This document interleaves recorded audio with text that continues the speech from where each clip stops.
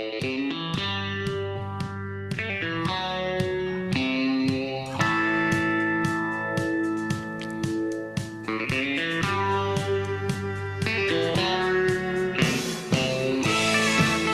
everybody, and welcome to the Weekend Big Show, powered by Law Dog Sports. I'm Chuck Ramsey, the Law Dog, here with you on a Friday, as we always do. And what a wonderful week of weather it has been compared to the last time we were on the air, and just so much going on in the world of sports. We are glad to be here with you on our YouTube stream. Don't forget, you can listen to this episode and all of our episodes at your convenience on our SoundCloud, Spotify, Amazon, and Apple podcast pages. Also, this video will be preserved on the YouTubes, as Jeremy calls it, for my sake. And then also just get links to all of those on our website, lawdogsports.com, and also our Facebook, Twitter, X, and Instagram. Happy Friday, Jeremy Schroeder, my partner and ruler of the airways. How you been, buddy? It's been an eventful week being a federal employee. Oh, man. Yeah, it's now, did you get the email asking what you'd accomplished, 5 things you'd accomplished in the last week? We all got the email. Okay. Yes, I got the email and I answered it. I answered it promptly because I got a lot of stuff done last week. Because you're a good federal employee? Well, yeah, because I go to work to work. So out of the 5 things, how were 2 or 3 of them hassling innocent passengers? No. Only about half of those people are innocent. That's right. There are no innocents.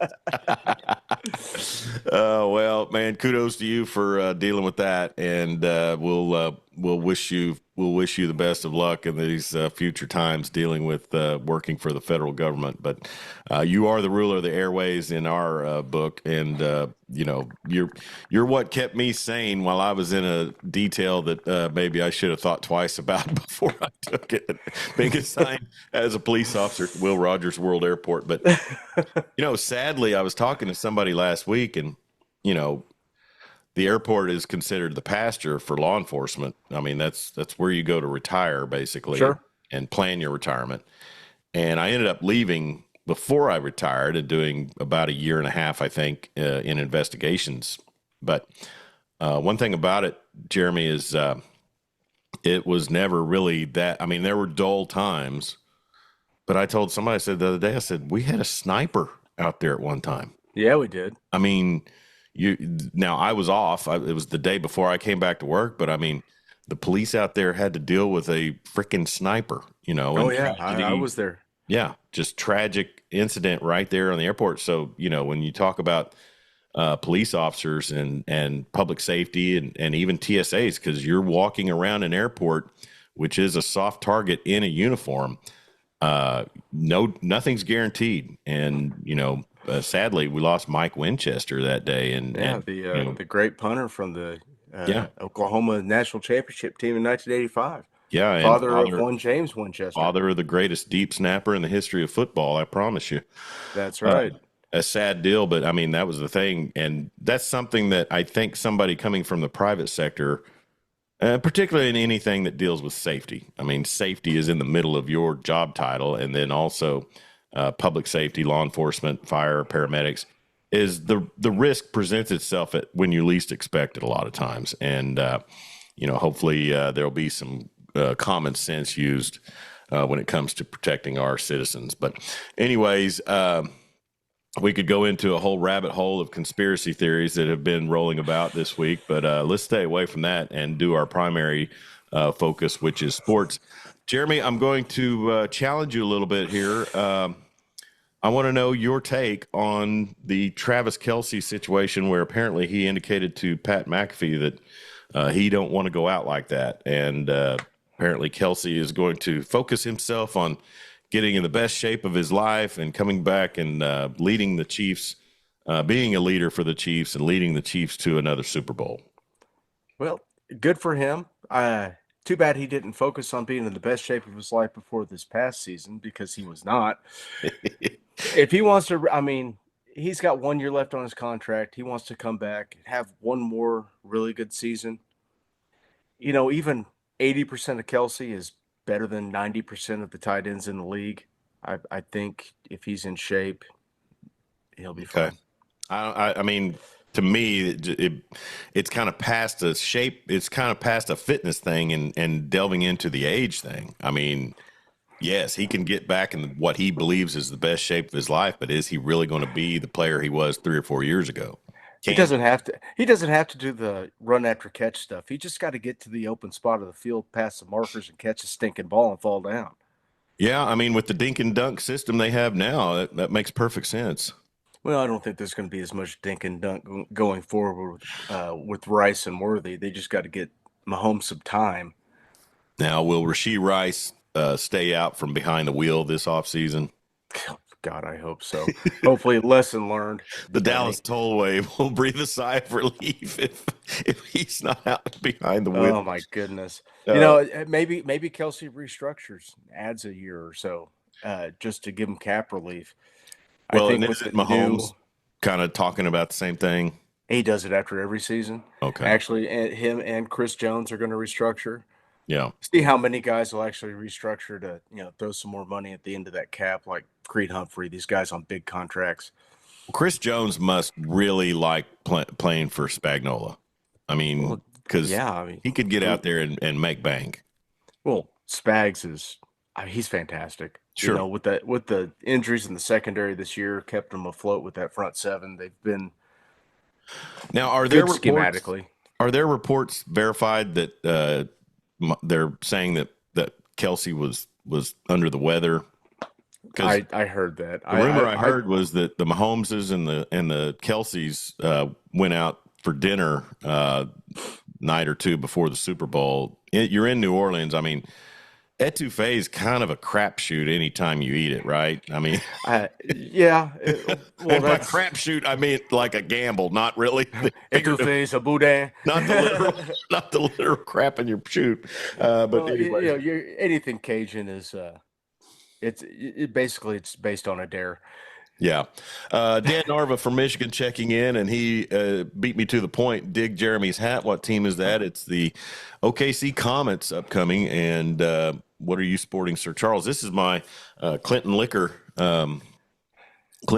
hat that Marty Wandry gave me, and I've got to order some shirts for Law Dog Sports, Jeremy, because first of all, Connor Carr has one coming his way for winning the Fantasy Football League. And then Max Patton and Marty Wandry, I've been saying I was going to get them T-shirts for a long time because they have supported our program so well. And Clinton Liquor is mine. Marty went with a nice little rustic patch there, shows it.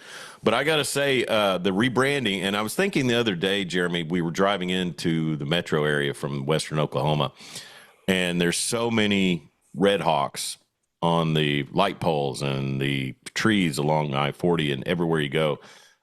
Once the weather turned warm, I guess they decided it was lunchtime. And there's so many. And to me, as cool as this Comets thing might be for Oklahoma City baseball, the Red Hawks was just so fitting. And they had great uniforms, They did. The brick red, the hawk in the circle, the Mm-hmm. pinstripes. They were great. Yeah, And the 89ers had good uniforms. sure. I mean, now that everybody's enamored with throwbacks, which we just called them the uniforms back in the day, and we liked them, and there was nothing wrong with them. I thought maybe just bring back the 89ers of the Red Hawks. I thought so too. I thought Red Hawks was going to be on there. But here's the thing: if you want to lure me in and get me to sign on board, throw out some powder blue, and I can. Yeah, Powder blue is pretty much going to be my weak spot. powder blue. Yeah, oh yeah, one of the best uniform colors ever. Look at you got your North Carolinas. Yeah, love you blue. Tulane with their powder blue and green. It's fantastic. Houston rocked the powder, Yeah. even at the middle finger of Bud Adams. So good for The them. Houston police cars. Yeah. The city of Houston, baby, Yeah. powder blue or Columbia. Dan as Narva they says call it. too many juleps. Would that be regarding Kelsey? I guess so. I want to say that he probably had too many hurricanes at Pat O'Brien's down there, Yeah. and those will hit you like a sledgehammer if you overdo it. I don't know if I've ever done an official hurricane. Hey, you got to go to Pat O'Brien's right there on Bourbon Street. Now, back in my college days, there was a place up on the north side of Oklahoma City called Leslie's Painted Desert. and it was at Northwest 36th and Chartel, which is now Hipsterville. But it's Iron Star Barbecue now, but it was Leslie's Painted Desert, and they had basically what was a Long Island iced tea called the Painted Desert, and it came out in a goblet, and the colors were just beautiful when you got it. I mean, there were some pastels and some fluorescent colors. And then once you mixed it, it was just this, it was about the color of this cap, you know, and that it really did a number on you. But anyway, so we've got a lot to get to here. Dan Narva, I got carded at Pat's. Well, that's because you're aging in reverse, Dan. I don't know what to tell you. At Pat O'Brien's, if you could see over the bar in New Orleans, you can drink legally. Drink. It's like Mexico. Well, hey, it's that time of year. It's like Mexico. It's that time of year, Jeremy. The Underwear Olympics going on, as they refer to it in slang terms, but it is the NFL Combine. And yesterday, the linebackers and defensive linemen put on their show, and not a bad day for some Oklahoma Sooners. As Ethan Downs, as we were talking about off the air, comes in at 6'3". 6'4", 6'3" and some change, 269, and ran a 4.7. So that will get you drafted for sure. Oh, it definitely will. 4.69 to be precise. He had pretty good splits. He went almost 10 feet in the broad jump, 4.59 in the shuttle. 10-yard splits were good. Yeah, he's just gotta catch on with the team, and his motor will do the rest. Yeah, and he's going to be a team guy. We know that. We know he'll, given any amount of time in the league, he'll establish himself as a leader. It's just, at edge rusher, and we talked about this off the air, edge rusher is so specialized, and I just wonder, if scouts will look at, and I don't know because here's the thing. You go back all the way to the great Tommy Harris. Tommy was considered maybe the greatest defensive lineman to come out of college in forever. I don't think he really had. I mean, I used to catch grief from non-OU fans that his production really wasn't there. And you can only say a guy's being double teamed so much. Now, we know Tommy Harris was being double teamed a lot. Oh, yes. But still, there's those guys who get out there and still make plays. I don't know. You look at production in college, you look at the transition from the Big 12 to the SEC. I think Stutzman kind of sealed his deal. I would have to look at the stats a little closer. I know Ethan did his job, and I know he did what Brent Venables and Miguel Chavis wanted him to do. I don't know what the scouts will say. You have ranking there that listed him? And I have his stats. Go ahead. So 2024 started 12 games. He had 29 tackles, 9 tackles for loss, 3 sacks, 2 pass breakups, and a forced fumble. So doesn't seem that impressive. 14 games in 12 games this last year. 12 starts. Yes, and I think he sat a game. What's the average on his tackles per game? Well, he played 12 games. He had 29 tackles. Not very many. 2. Yeah. 2.5, 3 maybe. He had 29 tackles the year before, 6 tackles for loss. I guess he didn't. These stats are just on the. He had 4.5 sacks in 2023. Yeah, and in particular was a great one on on Quinn Ewers. Quinn Ewers, which we're proud that he didn't get a taunting flag, but. I think also scouts are obviously going to be a lot smarter than yours truly when they look at it and say, Brent Venables runs a linebacker emphasis on the linebackers in his system. The line does their job and lets the linebackers make plays. That's why, Danny Stutzman was just really, just a game changer as far as stopping the run a lot of times. Yeah, well, that has been the Stoops Venables defense. That's the story of it. Your big guys in the middle, like Tommy Harris, they suck up blockers, keep them getting from the second level, so your linebackers are free to run around and make plays. Mm-hmm. Yeah, so it is a different concept, scouts, but we'll hopefully be able to look through that. No one ever really said that about Gerald McCoy, though. No, and that's kind of where I was going. To me, GK had a lot more production than even Tommy Harris. You know, Yeah. dude, I thought Dusty Dvorak, until he kind of got awry of the system, was on his way to a really big collegiate career. And Yeah. you would have to think if he, you know, you would have to think that his mistake cost him a lot of money in the pros, even though he did have a pro career.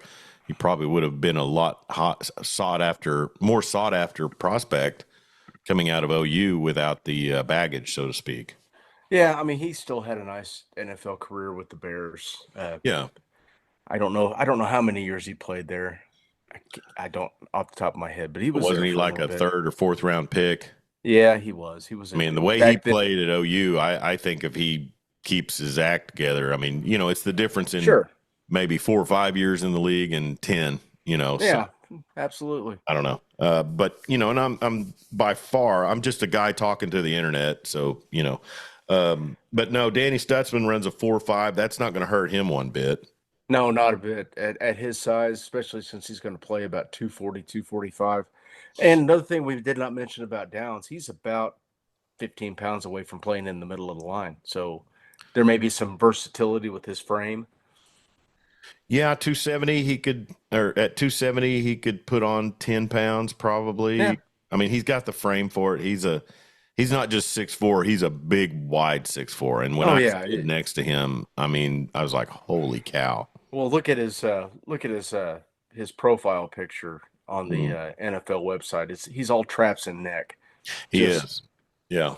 Um, you know, did you see the meme that says, what's the picture of the guy looking around the tree and he's kind of rubbing his hands together? yeah, Like, yeah, and it says, offensive line coaches watching tight ends run bad routes and drop passes. yeah. I Hey, love that's that. how Lane Johnson ended up a first Oh, round yeah. draft pick. Yeah. So Danny Stutzman and, you know, just you mentioned Billy Bowman. I think I came away a little thrown back by his measurements. Yeah, he's 5'9". You want to, and I'll pull it up right here while we talk about it. But I want to say that he was listed at 5'11" for 4 years at OU, Oh, sure. and Sure he was. you know, you get So to the combine and all the warts start coming out. that brings up the question: if Billy Bowman is 5'9", but was listed at 5'11", would that mean Ante Jones was out there in 98 and 99 at 5'4"? Maybe. All right, he's listed at 5'10". Billy? So if you're 5'9" and under, you're listed at 5'9". If you're a little bit over 5'9", you're 5'10" to 6 feet. Yeah, That makes sense. sure. I get that. But you know, that's the thing about the combine is the measurements are what they are, and you won't be getting any grace, so to speak, on that. So defensive lineman yesterday, I saw some big dudes running sub fives. I mean, and that's where we are in this college football world. Is 330 can get out there and put up a five, and that's pretty stunning when you think about it. If you're over 300 pounds and you run sub 5, you are super athletic. You Hmm. are that is amazing. I'm looking at Walter Nolan. They got him listed at number 1. And did he run? I don't think he ran. Yeah. No, he didn't. Well, that's not. I So did wasted my click. Abdul Carter skip yesterday, or Let me see. Abdul Carter. Is he listed as an edge or a tackle? he's an edge, I believe. Okay. Let me go to defense. Abdul Carter. They got him rated at 7, I don't even think he did anything. Yeah, he didn't even get measured. Pro Okay. Bowl talent. That's the 7. Yeah. Well, he showed out in the college playoff, so you know, kudos to him. Mm-hmm. Um, I don't know. You know, we've talked every year now for 5, 6 years about the underwear Olympics, as we call them, and kudos to the NFL network for steering clear of those camera angles at the end of the 40 dash because The Chris Jones 40. No one needed to see that ever. but you know, it'll be fun over the weekend in spurts to catch, you know, some of the banter because you're there for so many hours and it's so hard to keep up, you know, enthusiasm through some of that. But Rich Eisen has always done a good job with it. But you know, and you're talking about some of the rankings that they had. So Abdul Carter was at a 7, you said? Yeah, he's they're projecting him as a future Pro Bowler. And then Billy Bowman was what? Backup. Hang on, I got to pull that back up. He was 6 something. It wasn't. Let's go back to Oklahoma. There it is. Yeah, they got. Okay. All. God dang it. So Okay. you basically go ahead. 6'3", 4". So Bowman's projected. I'm gonna have to look at the table. 6'3", 4", which I'm gonna say is gonna be like an average starter. Yeah, be a plus starter. He'll eventually be a plus starter. So, Okay. yeah, And that's Stutzman or Billy Bowman? that is Billy Bowman. Okay. Well, that's Stutzman was projected as an average starter. And then Ethan Downs was special teams or practice player. Good backup with Or was that? I'm sorry, team. I don't want to say practice player if that wasn't used in the phraseology. It was not. No, they Okay. had good backup, average backup or special teamer. Okay. So, and we've seen this so many times, Jeremy, guys finding the right place. And, I know it doesn't happen that much, but, those 5th and 6th round draft picks, you have no say as to where you're going. You have to wonder if some guys look at it as like, I would almost rather be an undrafted free agent to be able to, maybe pick and choose. But I mean, that's worked out for a lot of guys. Adam Thielen is one that pops right into my head. Yeah. Had a Pro Bowl career with the Vikings. He's doing well down in Carolina. Yeah. Cooper Kupp. Yeah. I'm trying to think. Were any of the Chiefs receivers undrafted? I can't think of any. Not that I'm aware of, no. Okay. Well, it is good to be drafted, but obviously you get into those late rounds and you could end up with a bad franchise, so it's hard to say. But unless you're Brock Purdy and get drafted last and go to the best situation any quarterback could ever walk into. Handed the keys to a Porsche. Yeah. But anyways, combine going on this week. That's the 3 OU players that were invited to the combine. So not to reiterate or pound anything into the desk, but I mean, sure are a lot of Texas players in this combine. Well, I mean, but there haven't been a lot of Texas players at the combine in the last few years, have there? Well, that would signify what? Oh my God! Stop it! That they've recruited better? That they've actually developed a couple of guys? They're back, they baby. Haven't done in the last 10 years. 2 college football playoffs. They're back. Anyways, so on campus in Norman, some big news with the hiring of Jim. Is it Nagy or Nagy? I'm going to say Nagy, but yeah. Was there a Cleveland pitcher named Nagy? Charles Nagy. Charles Nagy, yeah. And Chiefs offensive coordinator Matt Nagy. Yeah. Are any relations there? I don't know. Okay. You would think I would have researched this, but I didn't. It's all right. I didn't. So who cares? But anyways, hired as the general manager for OU football. And it's interesting, Jeremy, because this is the turn that we have talked about. We're getting away from the feel good, program of character narrative that we saw in the first 3 seasons of Brent Venables' tenure as Oklahoma football coach. Now it's business. It has to be, yes. And I'm just going to say this, and I'll let you take off with it. This has to be what Joe Castiglione wanted from the get-go, as far as for the football program once NIL and the portal and everything came in. It has to be where he knew it would need to go, but he may not have latched in Venables if he wouldn't have let him try all of the soul features and things like that. And that's not going away, but it will be vastly reduced. Yeah, you should. There's still going to be the relational for it, right? Right. Talking to a buddy the other night who's close to the program. Mm-hmm. Love that. Former OU players' jobs program is over. Yeah. Here's the thing. Unless they go out and make their bones and prove themselves on a landscape, you don't need to just be throwing salaries at guys because they were former players. Because I'm telling you, the days of having guys even some of the great NFL players, they can appear, they can talk to recruits when they're on visits, whatever the case might be. But the days of wowing people with the fact that you had Adrian Peterson here on campus, that's over. It's all about the bag, man.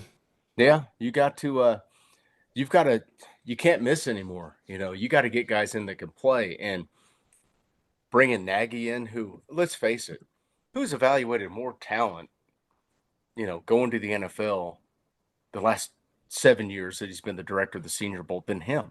Yeah, yeah. I You mean, he's talk about seen witness. everybody. Yeah, Yeah, I mean, it's a fantastic hire. The guy knows how to evaluate talent. He Did they bring him in to fire Brent? well, What are we doing? that's the Did thing they? is you take that job as general manager. I'm sure the athletic director will have final say, but I mean, if this guy comes in and sees that the program's just not running in the direction that it should be, he's going to be called upon to either do it or recommend it, right? Yeah, and they they outbid a couple of major SEC programs to get him. Mm-hmm. It wasn't like, this guy was just out of a job and, looking for work like a couple of the analysts out there. This guy was sought after, and it tells you what the perception is of the Oklahoma football program nationally. That they were able to haul this guy in. Yeah, and that was going to be my follow up question is, what kind of alarm bells does this hire, send around the conference and around All the of them. country? All of them. All of them. We're back. Well, I mean, he's going to have a tall task because, as I mentioned, one franchise just straight down I-35 is. I just saw I just saw Martini Sark on Coward yesterday talking about they've got 21 midseason enrollees from their recruiting class. So that's kids that are going to get on campus and get started in the program. I mean, I called CJ Nixon's final basketball game for Weatherford High School at home last night. They're still in the playoffs, but they played their final home game. So CJ Nixon's final game on campus at Weatherford High School was last night. And the word I was told, not officially, was that BV wanted him on campus if possible. But CJ wanted to play out his senior year in basketball. And so And you can't blame him for that. no. And you only get one senior year in high school. But That's right. kind of wish Jaden Nickens would have taken advantage of Leipold getting him up to Lawrence sooner, but whatever. But anyways, but no, it's just one of those situations where it's so businesslike. It's going to be so businesslike now. And I know this is going to be I get beaten over the head over talking about the the mid-range game in basketball. But probably if somebody was going to beat me over the head is me talking about the NFL just having a free farm system. And it's time to just do away with the whole quote student athlete thing. You've got these, you've got these facilities built for football on all these campuses, make it just something that's located on a college campus. I mean, I don't take away this. Yeah, I don't know. The school's got to make money. I get it. But I mean, make the NFL pitch into because it's no longer student athlete. It's just athlete. And that'll never happen. No, It'll never happen. The NFL will never. I mean, they don't even want to pay guys whose brains they've ruined. yeah. You think they want to pay for a farm system that is their main source of players? Yeah. You think they want to subsidize it? I mean, baseball's on the hook for it. Yeah. Basketball, in essence, I guess, with the G League. I don't know. Yes. Yeah, I mean, they are. But they're not sponsoring teams in Lithuania or anything. I mean, that's just LeVar Ball or Estonia. Do you hear he lost part of his foot? Yeah, he's got the diabetes. Man, you talk about stay in your lane. Oh. Wonder if he's going to make a new big baller brand shoe to fit that foot. Get that stump version. I'm sorry. Diabetes is no laughing matter. I probably got my own issues upcoming with that. Check your blood sugar. Check it out. There was a comedian I saw when Nate Bargatze had his network special. He brought on a guy that was kind of in the same vein, just a little more energetic. but he was a Southern guy, and he's talking about he's heavy and his dad's heavy. He's like, they're out on a hike, and his dad says, "I think I'm going to have to stop." He goes, "My blood sugar's getting low." He goes, "No, I can look at you and tell your blood sugar." And then he said something about using deodorant, and his friends were saying, you need to get a deodorant that doesn't have aluminum in it. And he's like, "I tried it." He goes, "I realize I need all the aluminum." All right, so Pat Nagy, is it Jim Nagy, hired as the general manager at OU football? It'll be interesting, Jeremy, what happens through the spring. I know Sark was on the Pencil Neck show yesterday, lauding the concept that they've played so many playoff games that they opted out of spring football. Ohio State doing the same. So that makes sense. I mean, what are you talking about? A 16-game schedule? If you make a full playoff run, that's a lot of ball. And right, but we're talking 2 weeks of practice. Well, I mean, 2 weeks and a scrimmage where they don't really do any kind of tackling or real hitting. Yeah. It is 100% because they don't want anybody to see their down the roster guys and start poaching them. And get real about it is also the thing is because just say what it is. At the end of the day, that's right. You don't want to get a bag thrown at your third team guy. You're going to need that guy. Yeah, exactly. And so, spring football games will go the way of the dodo, and we will be, hearing about semi-practice reports, basically, or whatever's going on for OTAs. It'll be college football OTAs. And just go. I don't care about spring football. It's kind of fun to go out and watch the spring game. It's never entertaining. But it's nice, Jeremy, we live in a flyover state, so it's nice to have a spring tailgate, just to keep keep it in my blood. But the game's never fun. It's usually cold and windy. I don't care for Trace Adkins that much. Honky Tonk Badonka Donk was fun for a minute, but I don't mean to repeat ourselves, but did we say last week that like a Turnpike Troubadours and Cross Canadian Ragweed concert would fill up Owen Stadium? It would fill up Owen Stadium. Yeah, it would. Well, too bad Stillwater lays claim to all that great music. So anyway, I mean, if the A&M spring game would feature one Robert Earl Keen, I'd probably go down there. Boy, and they could throw Lyle Lovett on there too. He's an avid Aggie. I like Lyle. Now it might not be spring football. He's more of a coffee house type guy, I guess. But he was a hipster before being a hipster was cool. He really was, and look what it landed him. Yeah, and look what it unlanded him. Well, whatever. It's her loss. She could be living high on the hog in Texas.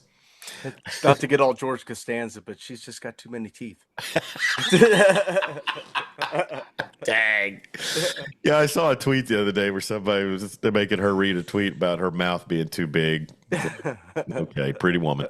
Anyways, hey, still a lot more to come here on the show, and a lot of NBA talk here on the outskirts. But college football, last thing I'll say is,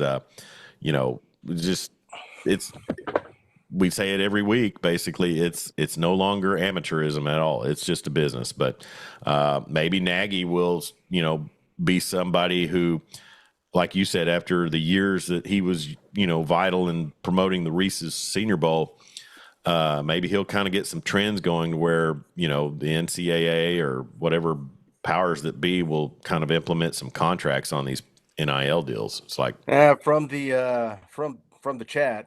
Everyone go watch the OU baseball team instead. You're daggone right, Connor. OU Diamond Sports is pretty good this year. You talk about joining the SEC, and it just means more. I think OU baseball got the memo. Yeah, still undefeated. Yeah, I guess. OU softball too. They softball. They usurped Texas as number one, I believe. Yeah, well, that's a shame. I tell you what's funny is Connor mentioned baseball, and I follow Connor obviously on Twitter a lot. The A&M fans having a meltdown over some losses early. But it's early. It's early. Yeah. But Texas State, you're the number one team. No. Yeah, there's College a bas- lot, and Connor will attest to this. There's a lot of those smaller schools in Texas that field a Oh pretty yeah, dang good baseball team. I Texas always. State, Dallas Baptist You stole the team. I was usually trying to has get a that out. pretty Hmm good baseball team. UT Arlington. UT They Arlington. throw out some competition. Yeah. I mean, It's kind of like the Cal State system. You always see those like Pepperdine and Cal State oh, Fullerton. Fullerton was Yeah, money for years. They were sure. big dogs back in the day. So Isn't yeah, that where Larry Koshel was it was. Pepperdine? It was. I thought he was at Pepperdine. Yeah, I think it. Well, Fullerton. It was West Coast, but Yeah, it was one of those. It was one of those UC schools. They typically would put a good product out there. well, and so to transition into another topic we were going to talk about, the passing of Enos Seymour, OU baseball coaching legend. Um, now, did Enos ever win a title? He won a NJCAA Okay, but national he championship didn't at win a Bacone. national with OU. No, he did not. But he No, I probably kind of had the floor built for Koshel to come in and win in what, 92, 94 was when they won it. 94? They didn't win two under Koshel? No, they won one. Okay. They played in a final. I think Somewhere that's in there. correct. Okay. So the boys from Hammond, Minor brothers, The Minor Brothers. they were huge in that run. But Enos Oh, Seymour, Bucky Buckles, baby. yeah, Chip Enos Seymour, Glass. yeah, Enos Seymour. I remember Shackelford being part of some of those teams. Brian Shackelford. Shackelford, Russ Ortiz, Hmm Chris Redmond. Yeah, he A lot was of guys that played in the league for a lot of years. for sure. Was Rich Hills on that squad? I want to say so. Let's get to some comments real quick. As you mentioned, Connor mentioned OU baseball. Dan Narva, he got stuck with his one-eyed Fiona. Have you heard that Lyle song? Um, Lyle Lovett, I just think of If I Had a Boat. And then also, that's right, you're not from Texas. But then Connor Carr, Texas State will be in a regional and make some noise. Oral Roberts the past couple of years. Oral Roberts. are Oral you? Roberts has historically been a pretty dang good baseball They program. really have. And that's the thing. It takes a coach who's got the chops, and then you kind of build that tradition Yep. organically. And it really, I mean, even at the higher levels, that's kind of what it is. I mean, so much to the point that Chris Del Conte meets A&M's coach in a graveyard outside College Station. I mean, that's how important the coach is. So graveyard. Was it a graveyard or a cemetery? There's a difference. A cemetery, okay. Sorry. Graveyard is attached to a church. Potato. I'm sorry. All right. So, anyways, but rest in peace, Enos Seymour, and great OU baseball coach as well. And he'll be missed by a lot.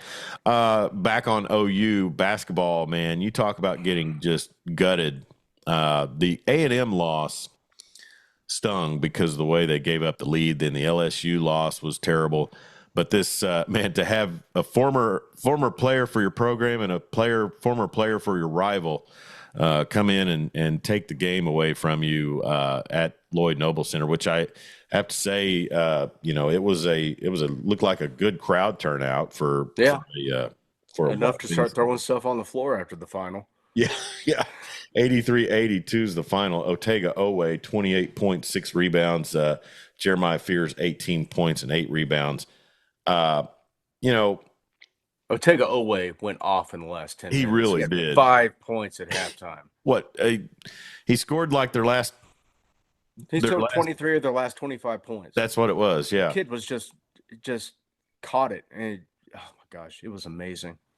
OU outscored the Wildcats 41-40 in the second half, but they were trailing at the break. And, I mean, there's talk that Fears got fouled on that last play. I mean, you're not going to get that on a No. under 5 second run to the rim. And I'm not even talking about the SEC. That's just where it's at. But I mean, they showed heart, they showed competitiveness, but is this, I mean, Lenardi had them before that final as in, I think as an Uh-huh. 11 seed.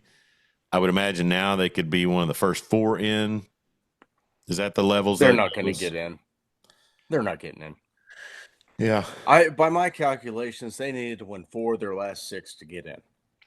They're 3-7 in their last 10, 17 and 11. But they did rack up those. I mean, they did rack up those tier one wins in the offseason, in the Yeah, a lot of non-conference. they had quad one wins in the Quad one. non-conference last year and won 20 ball games. They're not going to win 20 this year. They're not getting in. They They're not getting in. travel to Oxford tomorrow. Chris Beard will be awaiting with his Rebels, and then they host Missouri, and then travel to Austin for their final three in March. So that's the thing is that the Fork in Porter Moser? Are they done off of that? I think they'd have to be. Yeah, I mean he At this just has point, not they'd have to produced. be. I mean, they need somebody in there that can functionally coach a new roster every single year. Yeah, and if trends hold like they have, I mean, when they go on the road, they just get scorched. And they're going to get hammered in Oxford. Yeah. SEC, what a season to enter SEC basketball play when basically Bruce Pearl has put together, UNLV 87. And I mean, and then, Florida and even, I mean, OU got the win over Mississippi State. The Bulldogs were ranked 21st, I think, at the time of that victory. But I mean, and Texas is spiraling, but they'll be up to play OU at Austin. Porter still hasn't beat Texas since he's been at Oklahoma. This No, is he hasn't. year 4. Is this year 4? He still hasn't beat Texas. He's 0-9 against Texas. Yeah. Or 0-7. Texas hosts Georgia, then travels to Starkville, and then hosts Oklahoma. They lost that one against Arkansas, and even though Trey Moore went off for 39, I think. Yeah, and Georgia's no great shakes. They'll get that one. They'll beat Oklahoma. They'll win 2 of their last 3. I don't know what the record is right offhand, but they'll probably get in. Had it just a second ago. They are 16-12 overall and 13th in the SEC. So yeah, they're probably not going to get in either. Lenardi had them the other night as first 4 out.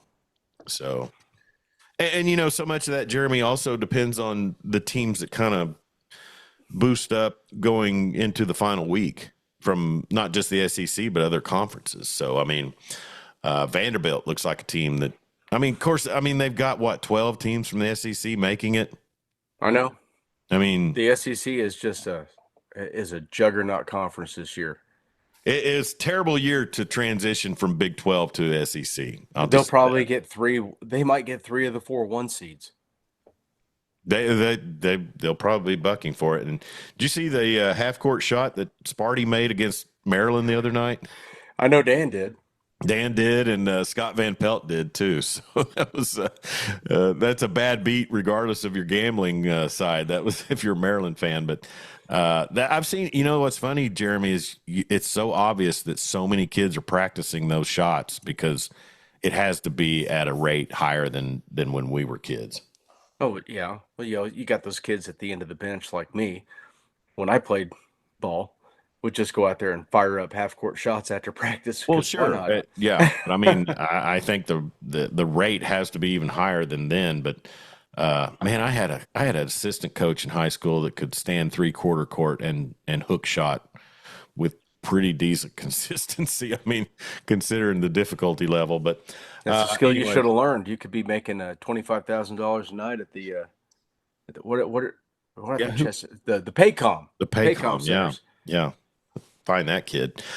Well, and that transitions well into our NBA segment. And what do you want to tackle first? I've got 3 highlighted things here, Jeremy. Popovich, Thunder, and Scripted League. Which one you want to jump into first? Well, we can start with Popovich. Go ahead. He's got to retire. He's done. He doesn't have any. He does not. How old is he? Is he 80 yet? I think if he's not, he's breaching. he needs. I know that he wanted to keep coaching because he lost his wife a couple years ago, and he still had fire and passion for it, but his health isn't going to allow him to do it. He's 76. 76, and Yep. that's a 76 with some miles. Yeah. You know, he was married to his wife since 1976 when she passed in 2018. Man, You don't see 42 that years much. by my. It was at 52 years. That's that's a lot of years. 42. Mm-hmm.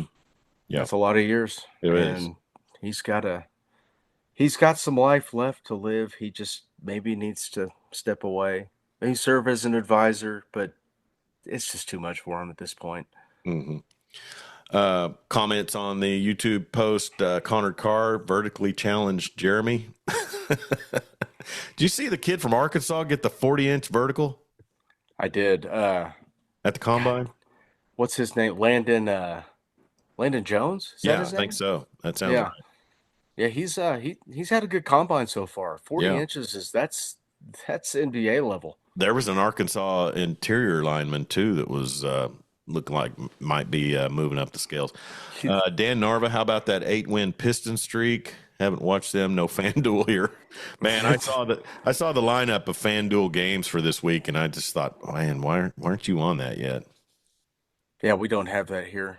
I barely I get to watch the Thunder when they're on the TV at the gym. KSBI. Yeah, on Friday nights. Yeah, exactly. No, Popovich. You know, I mean, your legacy's cemented. Don't Yeah, leave on a high note. And this he's is got 5 NBA titles. He's been a great coach for a long time. He's stuck it out with one franchise forever. It's time. I mean, Just it's time. And then also, I mean, your franchise that you have helped build is getting ready to transform into something that he never. I mean, it was Larry Brown and then him. yes. So he was part of the tank that got Tim Duncan. Oh yeah, he was part of the tank that got Tim Duncan. He was a younger man then. Mm-hmm. So I don't know.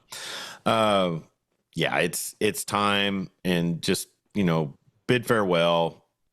Don't come back next year for a farewell, tour. Just And, step out and this, gracefully.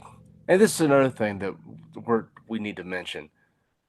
If Victor Wembanyama's deep vein thrombosis isn't something that he can manage and play Mhm. with, you're starting over. You're Oh rebuilding. yeah, you And does he you be have the thinking energy? without effort. Does he have the energy to go through a 2 to 3 year rebuild at 76 years old, coming off a stroke? Hey, Steve, welcome in. Steve Anderson coming in, and Landon Jackson is the correct name of the Okay. Arkansas player.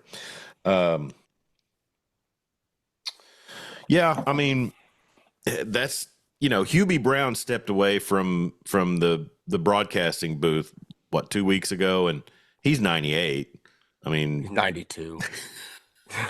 He might as well be 98. you know what's Still funny? doing Is I remember still in doing a June. decent job at that age too. Oh, sure, Jack Ramsey did too. Sure, That's Jack.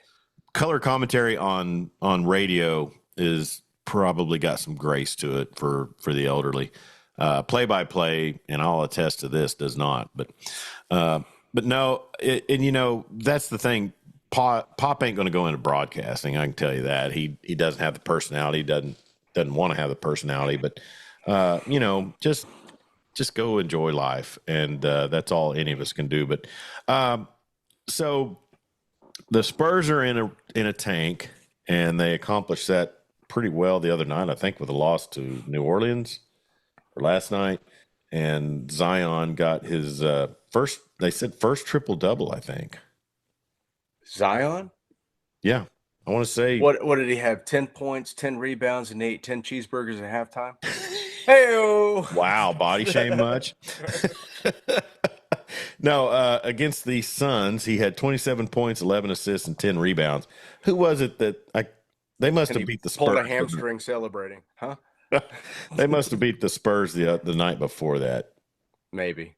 Yeah. Let me pull up the schedule. Yeah, no, Spurs lost to the Rockets. That's who it Okay. was. 118-106. That was on Wednesday night. Um, man, Jeremy, your Oklahoma City Thunder, they beat Brooklyn 129-121.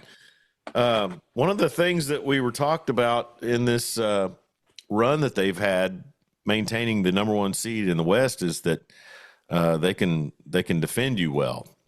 And I would say giving up 121 to Brooklyn isn't necessarily defending well.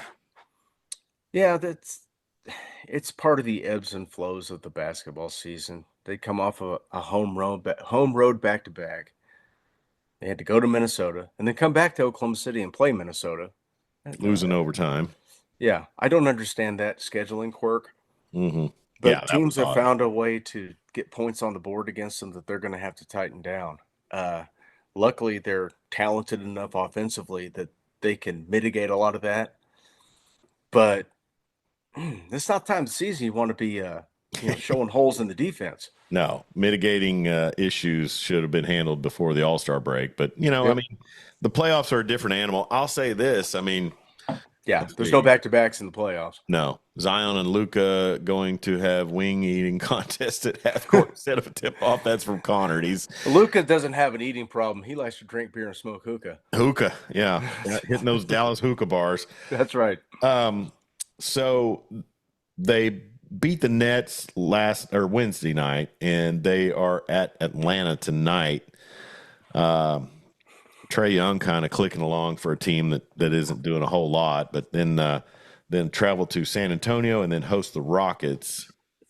And I mean, two matchups back to back versus Denver, and that's on March 9th and 10th, and it looks like they're both at home. Ooh, Atlanta is in the play-in They are? right now. Yeah. Yeah. I mean, they're 21 and a half games out of first. They're 27 and 32 overall. 5-5 in their last 10, but they are in the play-in, as are the wonderful Chicago Bulls, which I don't understand how Billy Donovan still has a job. He didn't want to be a part of a rebuild, so he's going to go to Chicago, where they're just they're happy with mediocrity there. Well, I mean, I'm going to get beat up on this, but I mean, DeMar DeRozan was kind of their star player, and we all know what his key to the game is. Well, and Zach LaVine, and they traded him, so they got Kobe White. I can't even think of who's on their roster at this time. Well, back on the Thunder, I guess Shannon Sharp was talking smack about if the Thunder play the Lakers, it'd be Lakers in 5. I think Stephen A. Smith was talking about SGA not getting the calls in the playoffs that he gets during the regular season. I think I mean, Shea Gilgeous-Alexander, his game is, I mean, he can get to the bucket, but he is so money in the mid range. Also, I mean, off the dribble, he's going to get his. He's proven throughout his career he's going to get his. It's like Charles Barkley says, it's the other guys who's going to step up. And lately, it's been Ron Wiggins, who's been really good. Sure. You got another All-Star on that roster. Chet's finally coming back to form, and a lot of that second night of that back-to-back, Chet didn't play, so they go from having a guy in the middle that can swat any shot to not having that guy. Yeah, and they're still trying to learn how to incorporate him into the offense after playing so long without him. This is kind of like, when you see a good team poach a star player at the trade deadline, and there's that 2 or 3, 4, 5, 6 game window where they're 2-4, 3-3, because they're trying to learn how to incorporate that guy into the offensive defensive scheme. What are what would be the potential first round matchup for the Thunder? Let's see. So 7 plays 10. So you have Golden State, Sacramento. Mm-hmm. So the winner of that is the 7 seed. Phoenix is currently out. Yes. So let's say Golden State wins that. They're the 7 seed. Minnesota plays Dallas. I can't even handicap that because those teams are Well, I mean, you down have to to favor Minnesota, right? I right. mean, But I mean, if you look across their splits, they're the mhm, same damn team. yeah. So let's just say Dallas wins that, Hmm. and they're what they play. So they're the 8. So Hmm. they could be Dallas or Minnesota. It could be Yeah. Golden State. It could be Sacramento. It could be Phoenix. I don't I'm anticipate just, Phoenix. I'm going They're to three say and a half. this. And Phoenix is 3.5 games out of the play-in. yeah. If it's Golden State, I hate to break it to you, buddy, but it's a scripted league, and it's Yeah, been clear. The media has driven the narrative that the Jimmy Butler addition to Golden State and Steph goes off for 56 last night. Um, it's been driven that the media and the league want a Lakers Warriors Western Conference Final. If unless they're on separate side of the bracket or same side of the brackets, but you think Oklahoma City is they won the West last year. Well, yeah. they were the 1 seed. Hmm. They've been on national TV, I think, 3 times this season. Yeah. Yeah. But we get to watch the Lakers all the time. Get to Hmm. watch 40-year-old LeBron stumble around on defense and cherry pick on offense. Yeah. The only Now they're a little more compelling because they have Luka. the only teams that can throw a wrench in it to me are Denver and Oklahoma City. They have to figure out a way. Don't Dallas sleep on Houston. Yeah, that's true. I mean, I don't understand how the Grizzlies are 38-20 and sitting in the 2 seed. I don't understand that. yeah, it's they're I got 2 words for you. Desmond Bain. Yeah, because it's not Ja Morant. No, it is not. It's He has Desmond not had a Bain. great season. Yeah. All right. So I call it a scripted league, and I just think the narrative is being driven that they want to see Steph and LeBron and Luca and Jimmy and everybody else in that cast of characters faced off in a full We West Coast time frame conference finals. because we've had a small market team win the championship this decade. Milwaukee. Yeah. Yeah. So yeah, we don't want that again. That's Was that a just too bubble championship? No, that was the no, that Lakers was won the bubble. the Lakers were the bubble gangsters. Yeah. It's not real, Well, it doesn't count. and I mean, so with Dallas, I mean, if AD they're sitting at 9. If Davis did come back, of course it's an oblique strain. I'm sure that's going to mean he won't be back. Man. How are the Kings still in the play-in with I have De'Aaron no Fox? idea. I Who did guess they the get bonus. for Oh, they got Levine, right? Is that who they picked up? Hang on, I'm going to their roster right now. Let's see. They've got They got DeMar DeRozan. Jay Crowder. Well, he's still in the league. They got DeRozan, Markel Fultz. Ooh. Really? Zach Levine. Yeah. So Dougie McBuckets, former Thunder legend Dougie McBuckets, and Jonas Valanciunas. and then Malik Monk. So Yeah.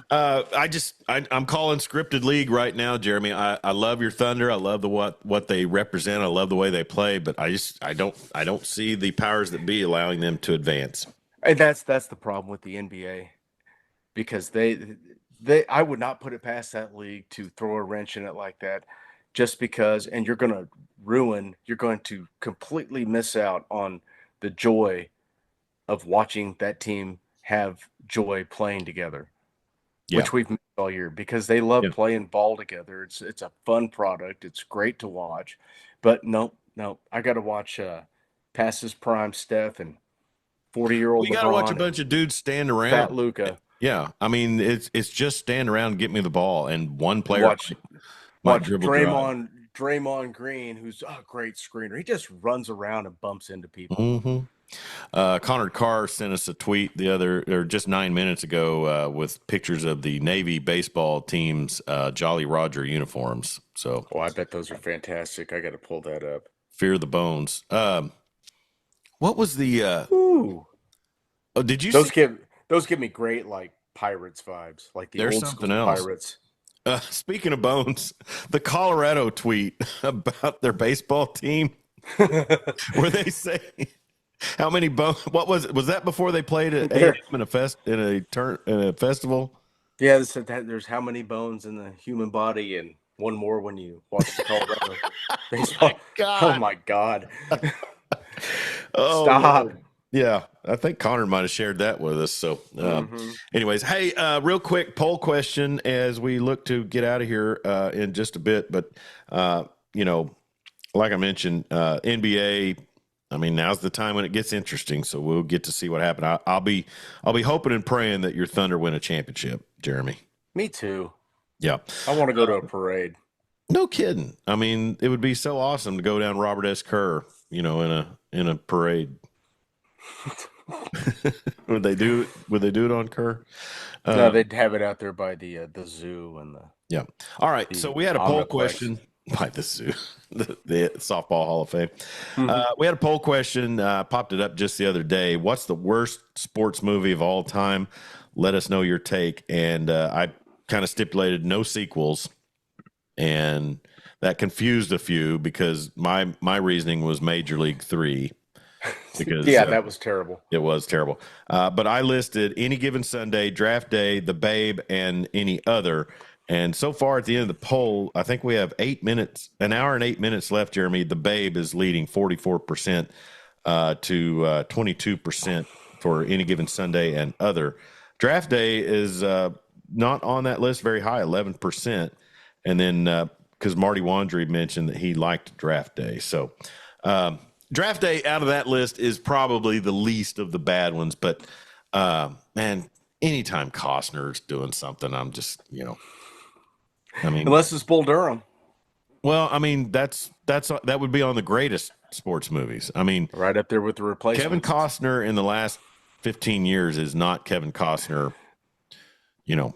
But what are some other terrible sports movies? I'm going to throw out something here that I may turn into a short, but just to say it here, Jeremy, and clear the air, I've never liked Hoosiers.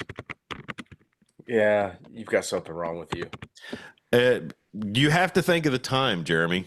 I was coming off the heels of really ingraining myself in my first NCAA tournament in 1983, and Bob Knight, without a shot clock, Oh, stalled against Billy Tubbs and Wayman Tisdale in the '83 tournament. So I hated Indiana baseball from that, or basketball from that point on. And then the whole Steve Alford thing with Keith Smart. I was Ronnie Cycli all day on that one, and I wasn't gonna indulge in anything that said Hoosiers. you know, And you I'm sorry, left Gene out, Hackman. and I'm going through Bleacher Report's list of 50 worst sports movies. Mm-hmm. Yeah, The Fish That Saved Pittsburgh, Oh, that was Dr. J. The Legend of Bagger Vance, I never watched it, but I just assumed automatically it was bad. Gus. What was Gus? Uh, Gus tells the story of head coach Don Knotts, who signs a football kicking mule from Yugoslavia to turn his team's fortunes around. Any Given Sundays on the Well, list? I'll say this: there's sports movies, and then there's movies that are just silly and involve sports. I mean, to me, Gus sounds like something they just realized we got to get Don Knotts in a vehicle. Now, a lot of these movies on here, like Stroker Ace, really? Six Pack? Come on, guys. Yeah. I mean, Ready to rumble. NASCAR is not really even a sport. So can you go at him on that? Um, how about Summer Catch? Oh, was that the Freddie Prinze Jr. minor league baseball thing? That is Who Eddie. was the female lead in that? Was that his future wife? I don't think that was Sarah Michelle Gellar. I want to say it was Jessica. It was Jessica Biel. Yeah, yeah. Okay. Necessary Roughness. That was a bad movie. I mean, Was I that like the it, was but that it's the a bad '70s movie. one with Burt Reynolds? Necessary Roughness was the Scott Bakula vehicle with Hector Elizondo, Kathy Ireland, Manu the Slender, Sinbad. Come on, man. I guess I'm getting it confused with The Unnecessary Texas Roughness. the Texas State football program is given the death penalty, and they have to field a team of walk-ons and misfits to compete. Was that a remake basically of another movie from the I don't think '70s? I don't think so. North Dallas 40, that's a great one. Oh God, the Scout. That was bad. Which one was that? That Albert Brooks, Brendan Fraser. oh man, that's Hall of Fame bad. Steve Nebraska, wasn't that his name? Yes. How about Eddie? Oh, was that Whoopi Goldberg coaching Yes. basketball? Yes. Air up there was bad. Oh God. Kevin Yes. Bacon. Yes, that was terrible. Oh You my think God. they What is took this that movie? sketch? Huh? Ma- Ma- Matilda, the boxing kangaroo. Oh, yeah. Bench warmers. You know, my boys love that. Is that David Keckner and It's David Spade. Uh, oh yeah. Rob Schneider. Yeah, that's John pretty bad. Heater, Schneider, Nick. What's the one what's the one with David Keckner where it's like the scary movie type sports movie. I know what you're talking about, and it's awful. Uh The guy's name is ACL tear, and he tears his ACL. and the daughter's dating all the players. Johnny B. Good's on here. How dare them? I never The once Anthony Michael Hall kind of reached yeah, manhood, I was kind of out. yeah, but RDJ was in that. Samuel L. Jackson was in it. Johnny B. Good probably was the first expose that got people looking at SMU football. Jim McMahon had a cameo. Yeah. Um, Oh God, The Cutting Edge. is Fever that, Pitch. Never watched is that that. the serious skating one? Yes. Okay. So the rookie's on here with Which one? Quaid. People like that one, don't they? Yeah. I Over never, the I over never the took top. time to watch it. Over the Oh, tops on this list. was that the arm wrestling movie with Sly? Yes. That's now, there's a different category. What I put up was truly bad movies. There's some that are just bad but are awesome. Like Caddyshack too. Was that the one with Jackie Mason Jr.? Yes. Oh, Yes, Jackie Mason and yeah. oh. Ladybugs is on here. How dare they? That's a Rodney Dangerfield movie. Would you classify Little Giants as a bad sports movie? No, because it was aimed at kids. Ted O'Neill. Joanna Man was a terrible movie. See, and I almost listed that, but I really thought about the Twitter repercussions that we could be drawing based on listing a. The Slugger's Wife. Oh, which one was that?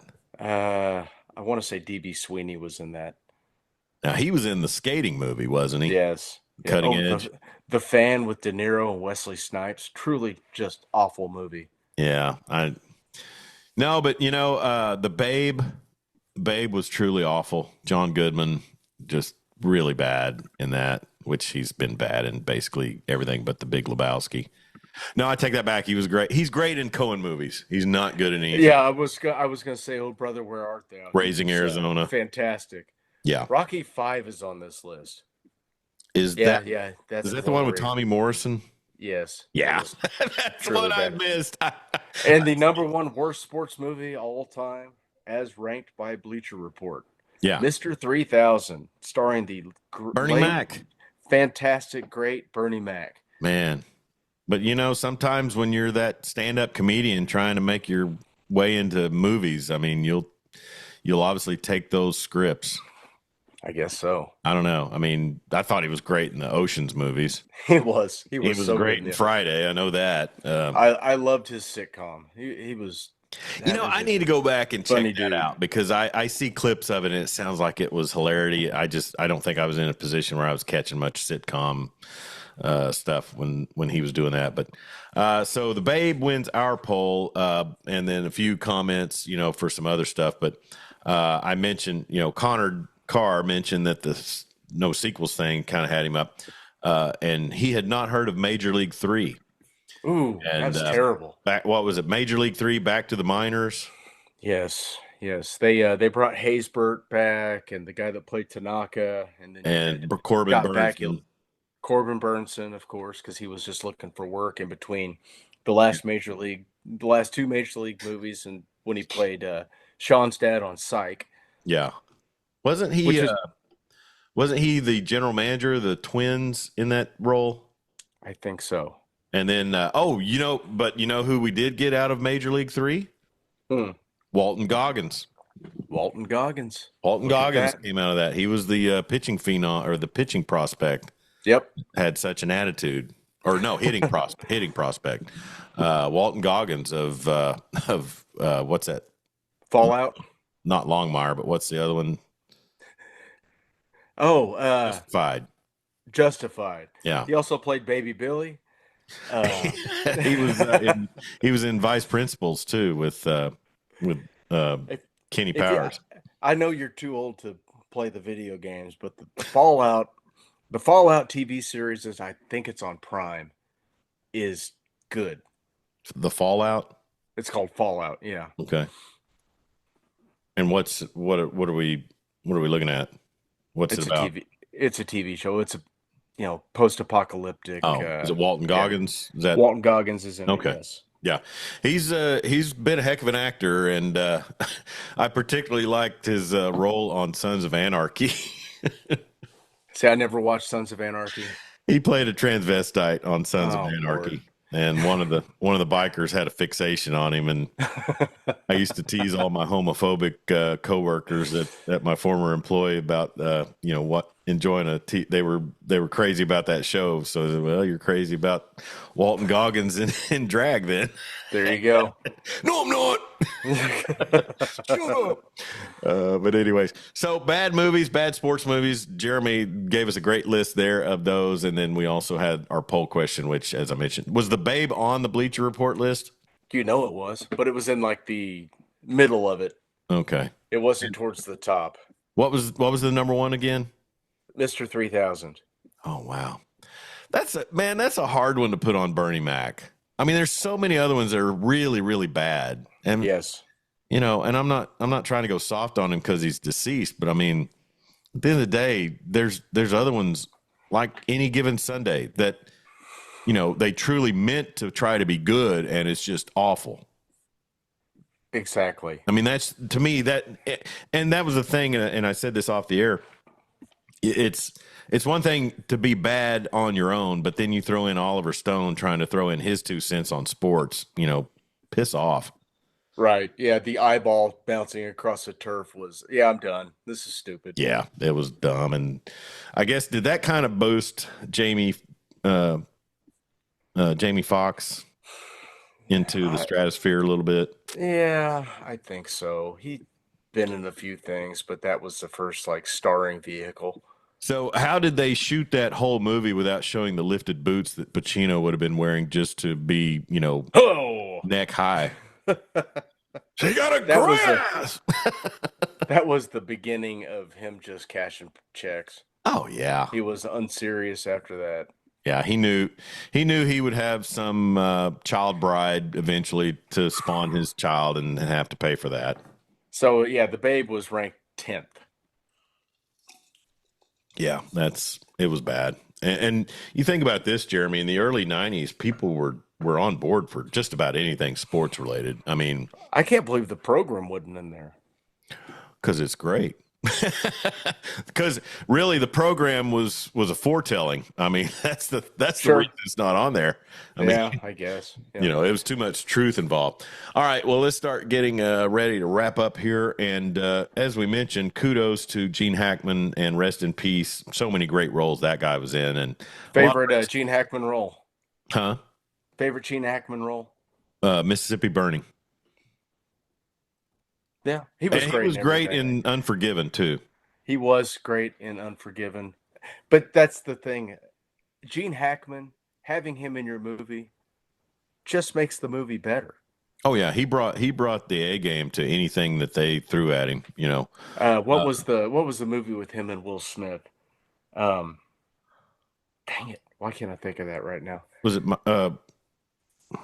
was it He the one was- where he was national security? It wasn't National Security. It was oh my gosh.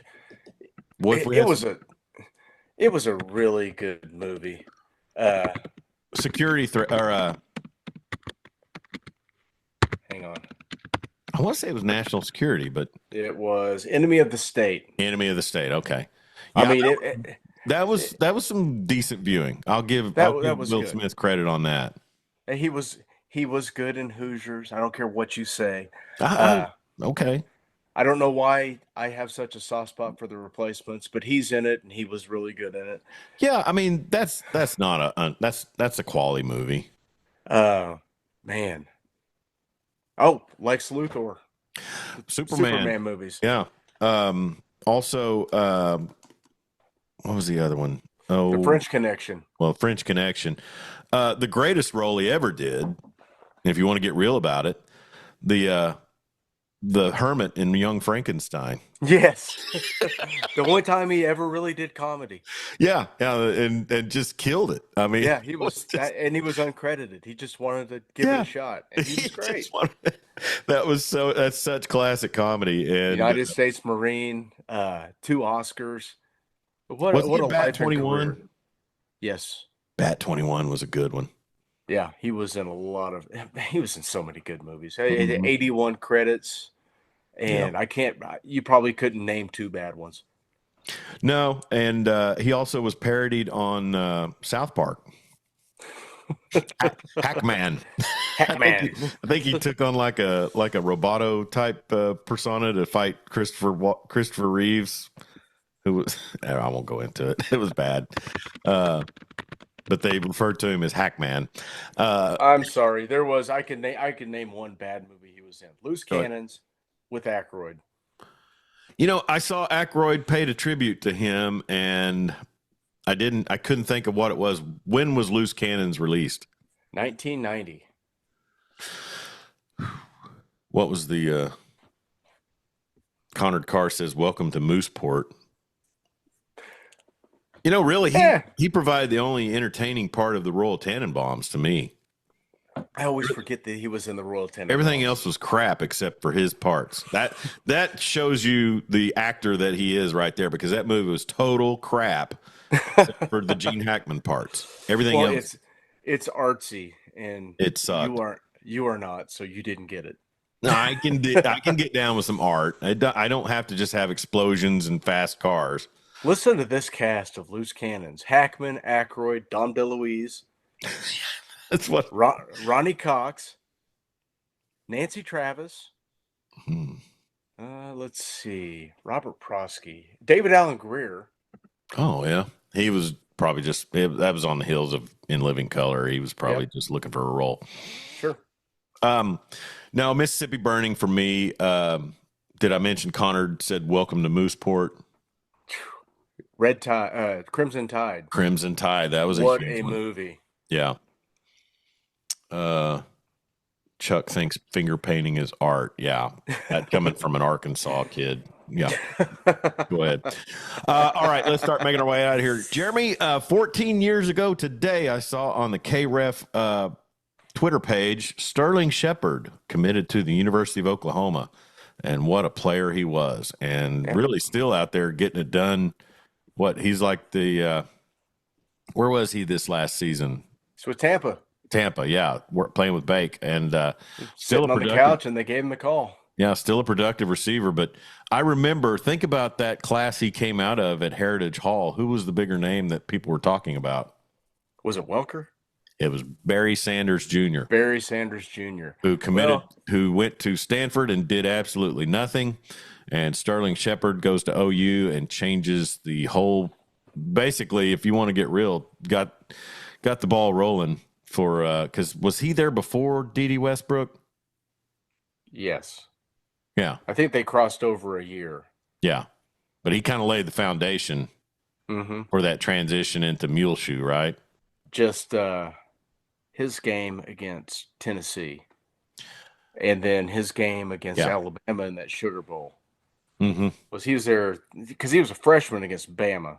I think so. And that was 2013 season. So 13, 14, 15, 16.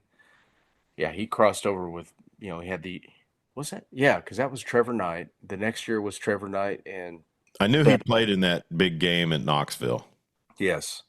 And caught the winning touchdown, didn't he? Oh, yeah. Yeah, and that was a fantastic catch. He also had that, down the sideline where he took three hops, stayed in bounds, and got in the end zone. Yeah. Conard says, I appreciate good chainsaw art. Well, if you can carve a bear out of a block of wood with a chainsaw, you do get my respect. So And it seems like I've said that on this show before, Jeremy. I want to say that phrase has been uttered by me. So, Yep. anyways, Sterling Shepard, great commit and great pickup for OU football, and just a lot of stuff. What do you got going on the weekend? Well, let's see. Gonna do some groceries, maybe Home Depot. Don't know if we'll have time. Home Depot, you got dad projects going? No, that was a joke from old school. No, we're gonna do some groceries, and I think the wife just wants to hang around today and relax. Which I'm totally good with. I'm tired. Well, it's beautiful weather. I got out and played some golf on Monday, and Lucky. Man, I was bound up in the lower back starting out, but I kind of loosened up. We played an extra 9, and I got to say the last 9 was way better than the first 18. So, got to hit those heated seats on the way over. Oh, I did, and that's the thing. Yeah. I had the back. I don't know what I did. We drove into Norman on Sunday, and then by the time Sunday night rolled around, I was kind of stoved up. But fun time out on the golf course. Hopefully, if the wind's not bad Monday, I can make it back out there. But I mean, that's the thing about Oklahoma. We were, -5 7 days before that. And then I think it got up to 81 on Monday when I was coming home from the golf course. Yeah, I know. I walked outside and started sweating. I'm like, what is this nonsense? Oh, yeah. And here's the thing. For a fat guy like me, the transition from hoodies and fleeces, there's no in between for me between big baggy T-shirts and big baggy sweatshirts. So I've got to figure out a fitness plan. Well, I'm your guy if you need that. You are, huh? Well, I was hoping to be your neighbor before long, and you could kind of wake my ass up in the mornings. Get you over there to the health club. You can see Dino. Dean Lindsay at Stretch of Norman. That's who I need to go see. There you go. That's where I need to be. All right, let's get out of here. He's Jeremy Schroeder. I'm Chuck Ramsey, the Law Dog. This is Law Dog Sports, the Weekend Big Show. Listen to us at your convenience on our SoundCloud, Spotify, Amazon, and Apple podcast pages. This video will also be uploaded to our YouTube page. It's been live, so you can catch it there. Thanks for everybody chiming in. Connor Carr, Steve Anderson, Dan Narva, and probably some others. And be sure and invite your friends to subscribe to the Law Dog Sports Podcast on YouTube. Follow us on social media, Facebook, Twitter, X, and Instagram at Law Dog Sports. You can get links to all of those at lawdogsports.com. Be safe out there. Don't text and drive, and sure don't drink and drive. And we'll talk to you next week.